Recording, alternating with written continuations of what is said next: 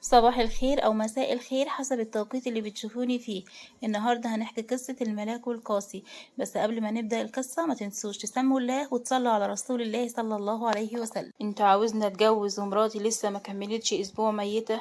الأب ببرود وفيها ايه يعني؟ هتفضل العمر كله حزين عليها يعني؟ قاسي بصدمة، انت عارف انت بتقول ايه؟ مش دي فاطمة اللي انت كنت بتحبها وانهارت لما ماتت؟ الأب ببرود أكبر ده اللي عندي، وهنروح بكرة نكتب الكتاب. قاسي بصله بغضب وحزن وطلع من القصر، وعاطف بص على طيفه بحزن. تعالوا نتعرف على أبطال قصتنا النهاردة. قاسي عنده 26 سنة، شاب وسيم ومن عيلة راقية. ملاك عندها 17 سنة، باباها متوفي وفي مفاجأة داخل الرواية، وكانت عايشة مع زوجة أبيها. وباقي أبطالنا هنتعرف عليهم جوه الرواية. قاسي خرج من القصر، راح عند قبر فاطمة، قعد قدام القبر بحزن وهو بيقول: عارف انك كنت بتعشقيني وبتتمني لي الرضا ارضى، لكن اعمل ايه؟ غصب عني القلب وما يريد. كل اللي قدرت اعمله معاكي اني عملتك بما يرضي الله، كنت بقدم لك كل الاحترام والتقدير. ركب العربية بحزن عميق وهو بيرجع للقصر، وطلع على غرفة ابنه من غير ما يكلم عاطف. دخل الغرفة كان ياسين قاعد لوحده وطافي النور. طفل عنده 4 سنين عارف يعني ايه حزن، يعني ايه فقدان الأم. قاسي نور النور وراح لابنه وقعد جنبه وقال له: انت قاعد ليه في الضلمة؟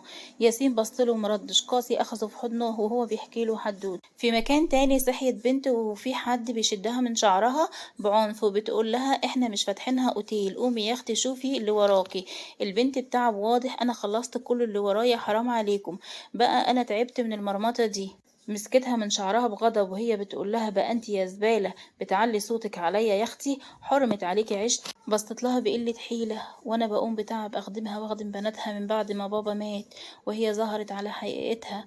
قمت جهزت الغدا ولقيت ابنها داخل المطبخ وهو بيمسك شعري وبيقول لي: لسه مصممة يا وحش الكون؟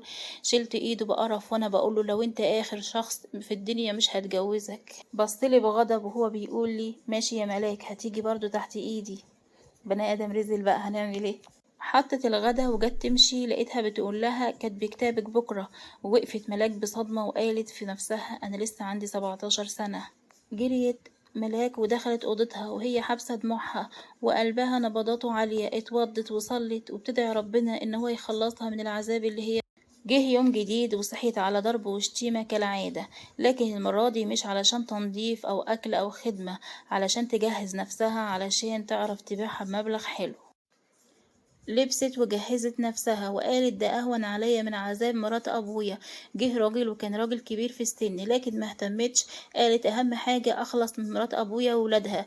كتبنا الكتاب وزي ما توقعت بعتني بمبلغ ما كانتش تحلم بيه. حسيت إن قد إيه رخيصة في نظرهم.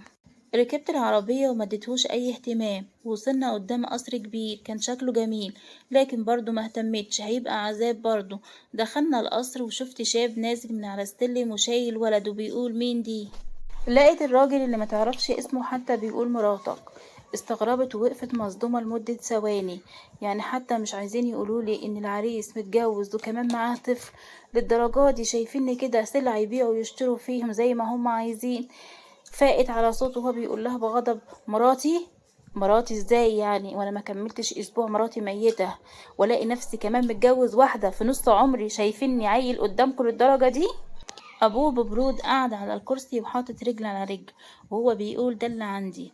قاسي بص الملاك اللي سرح فيها وجمالها، قطع شروطه وهي بتعيط بحرقة على نفسها.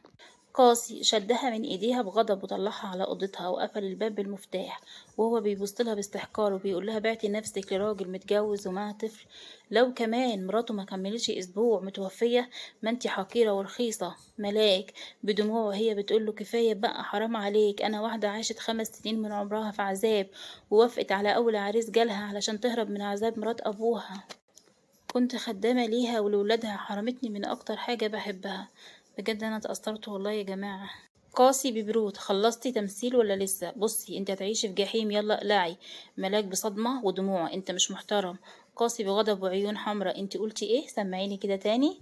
ملاك بدموع وهي عمالة ترتعش: انت مش محترم. قاسي بصلها بغضب وانقض عليها كالوحش، وقطع هدومها وهي عمالة تعيط جامد. بعدها قاسي سابها وطفى النور وقال ببرود: نامي. كانت لسه هتنام على السرير، وقفها صوته وهو بيقول لها على الأرض. ملاك بدموع: الجو برد قوي وأنا خايفة. نام وكأنه لم يسمع شيء. ملاك نامت على الأرض وهي عمالة تعيط جامد وتدعي ربنا إن يخلصها من العذاب ده. تاني يوم قاسي صحي بدري، لكن اتصدم من شكل ملاك اللي باين عليها التعب.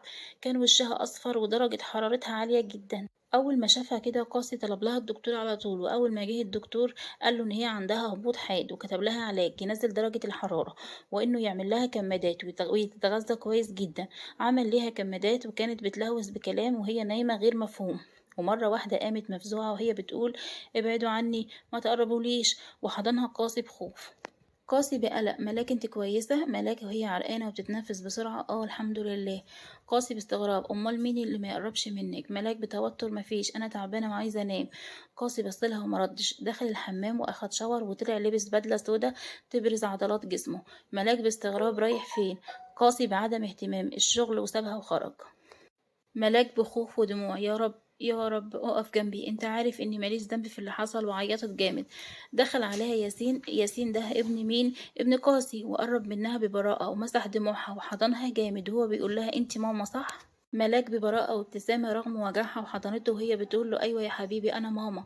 فضلت تهزر معاه. بعدها جت الخدامة وهي بتقول لها: ملاك هانم، في حد عاوزك تحت. ملاك هزت راسها بهدوء وقامت بتعب. لبست سلوبيتا سودا وشميز أبيض وسيبت شعرها وأخدت ياسين ونزلوا. أول ما نزلت اتصدمت ودموعها نزلت وفضلت ترتعش جامد وهي شايفة مرات أبوها وابنها واقفين بيبصولها بخبث وشر.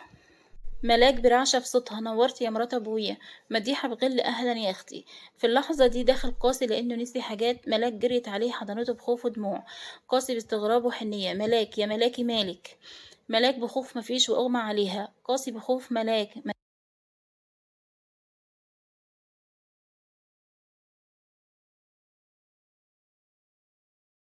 مديحة طلبت ليها الدكتورة وابتسمت بخبث هي ورحيم.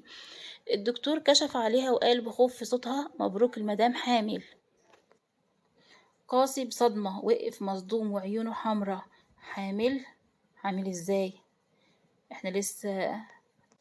وبكده يكون خلص اول جزء من روايتنا النهارده. يا رب تكون نالت اعجابكم، واستنونا في الجزء الجاي عشان تعرفوا هي كانت حامل من مين.